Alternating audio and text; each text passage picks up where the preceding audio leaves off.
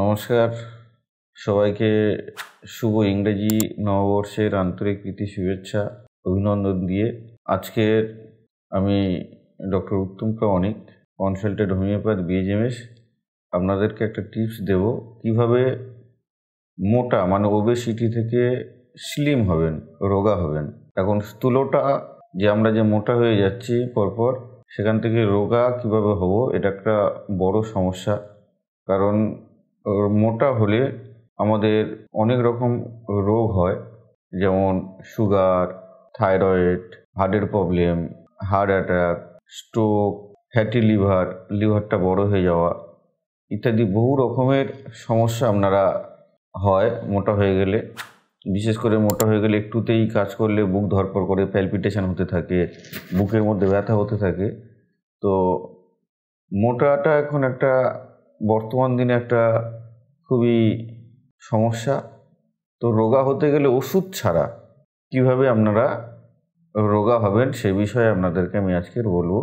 প্রথম আপনাদের যেটা করতে হবে রোগা হতে গেলে, choice of food, quality of food, আপনি কি খাবারটা খাচ্ছেন সেই খাবারের গুণগত মানকে আপনাকে খেয়াল করতে হবে। কারণ আমরা বেসিক্যালি খাই মুখের টেস্ট অনুযায়ী।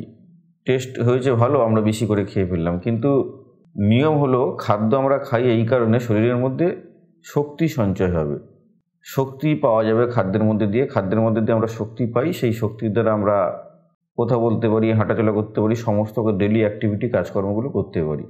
তো যদি বেশি পরিমাণের ফ্যাট, কার্বোহাইড্রেট জাতীয় খাবার খান তাহলে আপনাদের শরীর বেশি বেশি করে মোটা হবে। আমাদের উদ্দেশ্য হলো ওষুধ ছাড়া, আমাদের কাছে বহু পেশেন্ট আসে, ডাক্তারবাবু খুব মোটা হয়ে যাচ্ছে, মেডিসিন দিন যাতে রোগা হয়ে যায়।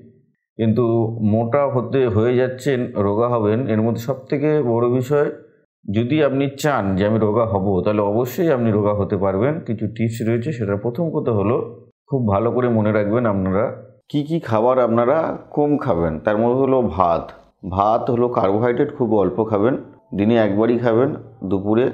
তারপরে রেড মিট, খাসির মাংস খাবেন না। তারপরে চিকেন যদি খান সপ্তাহে একদিন 100 গ্রাম। ডিম যদি খান সপ্তাহে 1 পিস খাবেন না। কি না, ময়দার কোনো জিনিস খাবেন না। ময়দা থেকে যেমন বিস্কুট, পাউরুটি, কেক, লুচি, পরোটা এগুলো খাবেন না।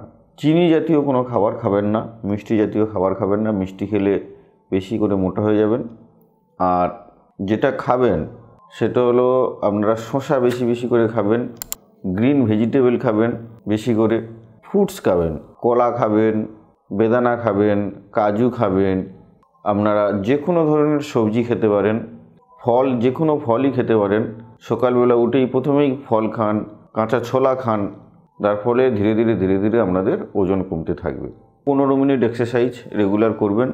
যদি সম্ভব হয় এক্সারসাইজ সেই সঙ্গে প্রতি 7 দিন অন্তর একদিন যদি 12 ঘন্টা ফাস্টিংয়ে থাকতে পারেন, 12 ঘন্টা উপোস করে থাকতে পারেন, সেক্ষেত্রে শরীরের বিভিন্ন রকম রোগ হবে না। রোগা তো হবেন, সেই সঙ্গে যে কার্ডিয়াক যে সমস্যাগুলো থাকে, হার্টের সমস্যা, হার্ট অ্যাটাক, সুগার, থাইরয়েড, এগুলো হবে না। আরও সুস্থ থাকবেন যদি দিনে সম্ভব নয় সপ্তাহে 12 ঘন্টা যদি উপোস করে থাকতে পারেন। যদি এই ভিডিওটি ভালো লাগে আপনারা আমাদের পাশে থাকুন, আপনারা আরও বেশি বেশি করে টিপস দেব।